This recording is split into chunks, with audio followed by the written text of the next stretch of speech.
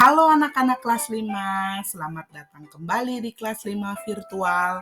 Mari belajar bersama Bu Guru Sri. Pada pertemuan kita kali ini, kita akan membahas tema 2, udara bersih bagi kesehatan, subtema 1, cara tubuh mengolah udara bersih, pembelajaran 3. Sebelum belajar, tidak lupa Bu Guru mengingatkan agar anak-anak selalu menerapkan protokol kesehatan.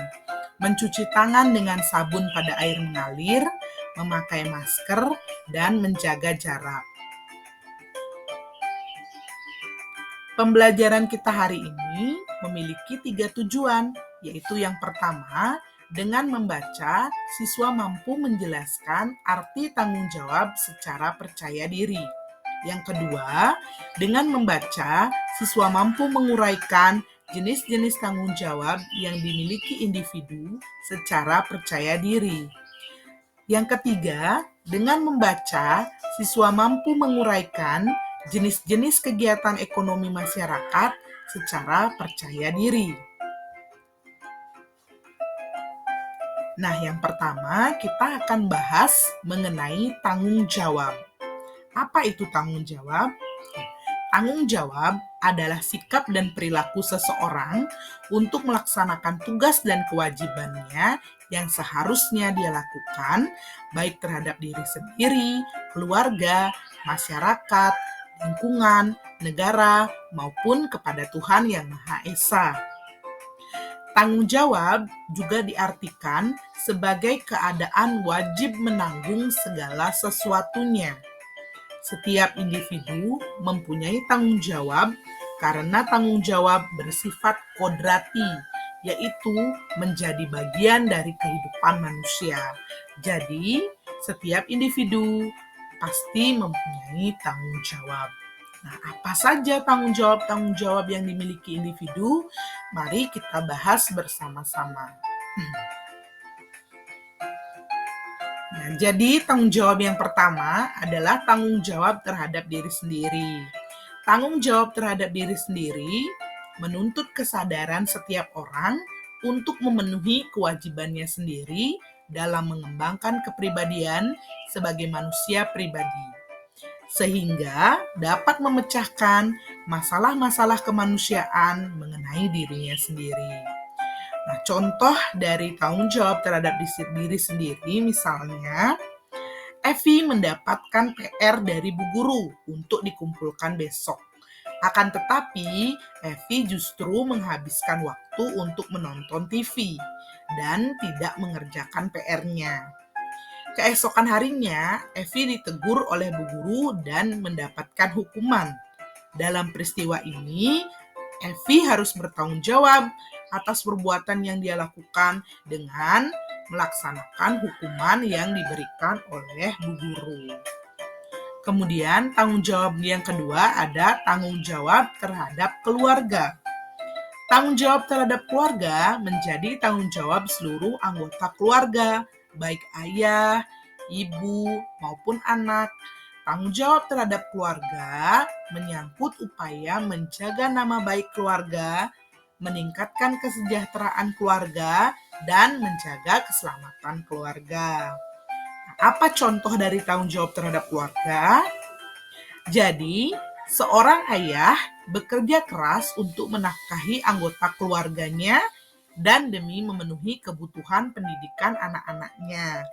Ayah tersebut telah melaksanakan tanggung jawabnya sebagai kepala keluarga.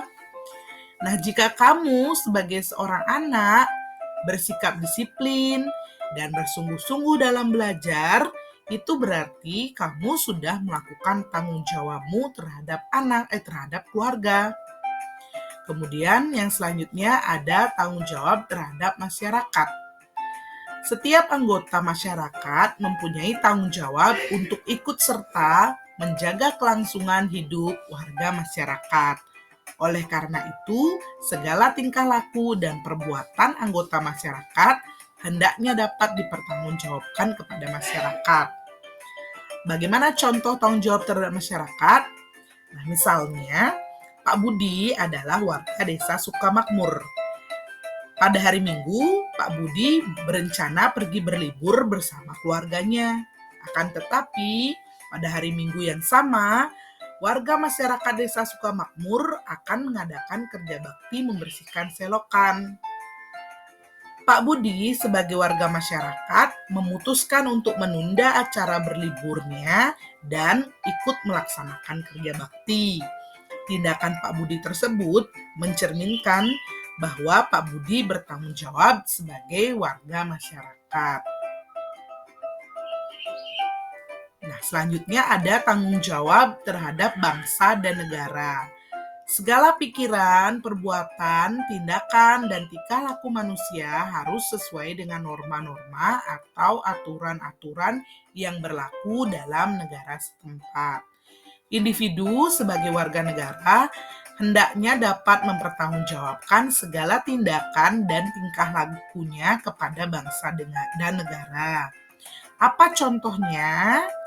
Misalnya, pada saat Olimpiade Tokyo 2020 yang baru saja berlangsung, anggota tim nasional bulu tangkis Indonesia berusaha sekuat tenaga untuk mengharumkan nama bangsa Indonesia. Mengharumkan nama bangsa di mata dunia menjadi tanggung jawab setiap warga negara Indonesia. Nah, kemudian yang terakhir ada tanggung jawab terhadap Tuhan. Tuhan menurunkan ajaran berupa perintah dan larangan bagi makhluknya, khususnya bagi manusia. Manusia bertanggung jawab untuk beribadah, menjalankan perintah Tuhan, dan menjauhi larangannya. Jadi sudah jelas, contoh dari tanggung jawab terhadap Tuhan tentu adalah melaksanakan ibadah sesuai dengan agama yang kita anut. Nah, selanjutnya kita akan membahas mengenai kegiatan ekonomi di masyarakat. Seperti yang sudah Bu Guru jelaskan tadi, misalnya seorang ayah memiliki tanggung jawab untuk menafkahi keluarga, untuk mensejahterakan keluarga, untuk memenuhi kebutuhan keluarga. Jadi, dia harus melakukan suatu usaha. Nah, usaha itu adalah kegiatan ekonomi. Nah, jadi kegiatan ekonomi adalah semua kegiatan yang dilakukan manusia untuk memenuhi kebutuhan hidupnya. Kegiatan ekonomi masyarakat Indonesia meliputi usaha agraris, peternakan, perikanan, pertambangan, kehutanan, perdagangan, dan perindustrian. Mari kita bahas bersama-sama mengenai kegiatan ekonomi yang dilakukan oleh masyarakat. Yang pertama ada kegiatan agraris. Nah, anak-anak, Indonesia dikenal sebagai negara agraris. Sebutan ini disebabkan karena banyak penduduknya bermata pencarian sebagai petani. Usaha agraris meliputi kegiatan pertanian dan perkebunan. Hasil pertanian dan perkebunan antara lain padi, jagung, ubi, kedelai, sagu, umbi-umbian, sayur-sayuran, dan buah-buahan. Nah, pertanian dan perkebunan sendiri dapat dilakukan di daerah dataran rendah maupun daerah dataran tinggi. Perkebunan adalah kegiatan penanaman lahan dengan tanaman keras dengan umur lebih dari 6 bulan. Tanaman perkebunan mencakup tanaman musiman dan tanaman tahunan. Tanaman musiman berumur pendek, misalnya tebu, tembakau, dan rosella. Sedangkan tanaman tahunan berumur lebih panjang, misalnya kelapa sawit, kopi, cengkih, teh, karet, cendana, lada, dan kayu putih. Selanjutnya ada peternakan. Peternakan adalah kegiatan usaha budidaya hewan yang diambil hasilnya. Hasil peternakan terdiri atas daging, telur, susu, kulit, dan bulu. Peternakan dapat dilakukan dalam skala kecil ataupun skala besar. Usaha peternakan skala kecil dilakukan oleh penduduk, sedangkan peternakan skala besar biasanya dikembangkan oleh pihak pengusaha dan pemerintah. Upaya apa yang dilakukan pemerintah dalam kegiatan peternakan? Biasanya pemerintah akan memberikan bantuan bibit, menyediakan pakan ternak, dan memberikan penyuluhan kepada peternak sehingga hasilnya akan maksimal. Nah, peternakan sendiri dikategorikan menjadi 3 jenis, yaitu peternakan hewan kecil. Biasanya yang dipelihara adalah kelinci, kambing, domba atau biri-biri. Kemudian peternakan hewan besar yang dipelihara biasanya sapi, kuda, kerbau. Dan yang terakhir ada peternakan unggas. Yang dipelihara biasanya adalah ayam petelur, ayam pedaging, kemudian ada bebek, burung puyuh, dan lain sebagainya ya. Selanjutnya kita akan bahas mengenai perikanan. Jadi perikanan sendiri dibagi menjadi perikanan darat dan perikanan laut.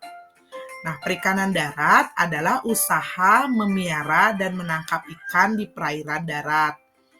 Perikanan darat terdiri atas perikanan air tawar dan perikanan air payau. Perikanan air tawar dilakukan di sungai, danau, rawa, waduk atau bendungan, empang, sawah, dan kolam. Jenis ikan yang dibudidayakan di perairan air tawar adalah lele, nila, mujair, gurami, dan ikan mas. Sedangkan perikanan air payau biasanya dilakukan dengan membuat tambak-tambak di pinggir pantai. Jenis ikan yang dibudidayakan misalnya bandeng, kemudian kakap putih, gitu ya. Yang selanjutnya kita akan bahas adalah mengenai perikanan air laut. Perikanan air laut sendiri adalah usaha menangkap ikan di pantai atau di laut. Di Indonesia, usaha penangkapan ikan dilakukan oleh nelayan tradisional ataupun nelayan modern. Pada saat musim ikan, nelayan tentu saja akan memperoleh banyak hasil tangkapan. Hasil laut menghasilkan udang, kerang, rumput laut, mutiara, dan garam. Selain untuk keperluan penduduk di Indonesia, hasil tangkapan juga ditujukan untuk ekspor. Selanjutnya ada pertambangan. Nah, barang tambang di Indonesia itu termasuk sumber daya vital. Pemanfaatannya ditujukan bagi kemakmuran masyarakat Indonesia. Jika dieksploitasi terus-menerus, ketersediaan barang tambang akan cepat habis. Oleh karena itu, pemanfaatan barang tambang dilakukan dengan bijak dan memperhatikan kelestariannya. Contoh perusahaan yang eksploitasi barang tambang di Indonesia antara lain PT Pertamina, PT Aneka Tambang, PT Freeport Indonesia, dan PT Chevron Pacific Indonesia. Nah, barang-barang tambang itu dibagi menjadi 3 jenis, yaitu barang tambang mineral logam, terdiri dari emas, perak, tembaga, timah, bauksit, dan nikel. Kemudian ada barang tambang mineral non-logam, misalnya belerang, gypsum, marmer, dan batu gamping.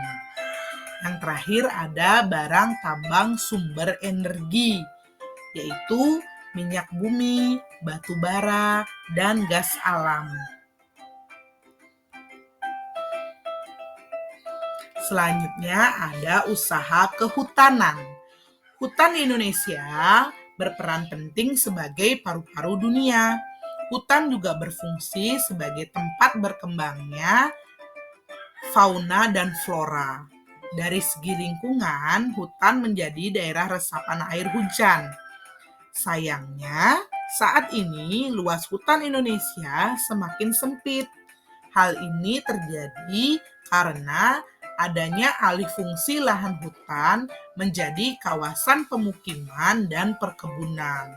Nah, kondisi hutan yang semakin menyempit menyebabkan bencana banjir bandang ataupun tanah longsor. Untuk meminimalisasi terjadinya bencana, kawasan hutan perlu dihijaukan kembali. Pembalakan liar harus dicegah agar hutan tidak semakin rusak. Jika hutan Indonesia kembali hijau, hasil hutan kembali melimpah. Hasil hutan Indonesia antara lain kayu jati, meranti, ulin damar, dan rotan. Selanjutnya ada usaha perdagangan.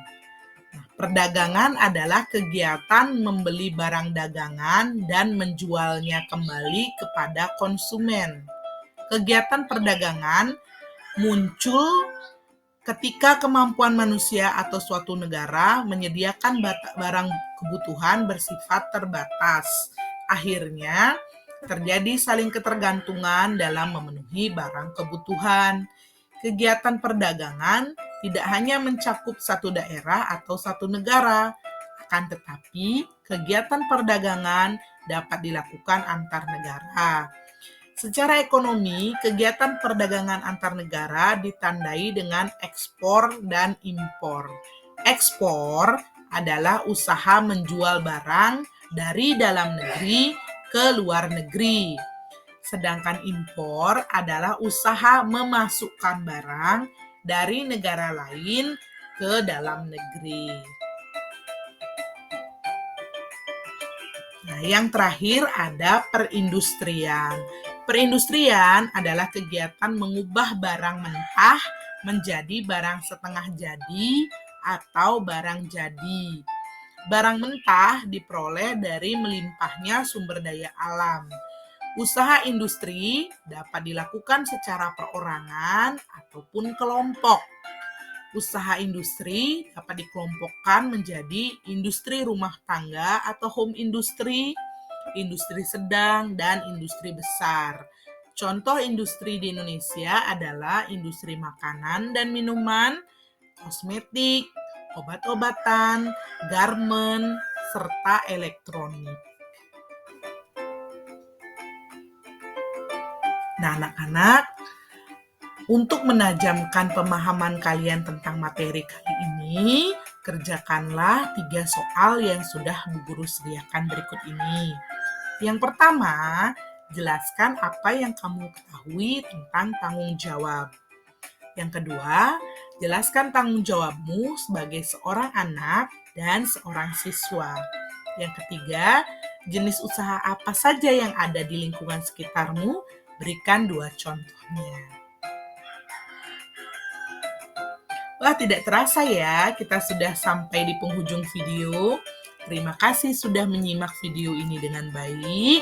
Sampai jumpa di video berikutnya. Tetap semangat sehat dan semangat belajar.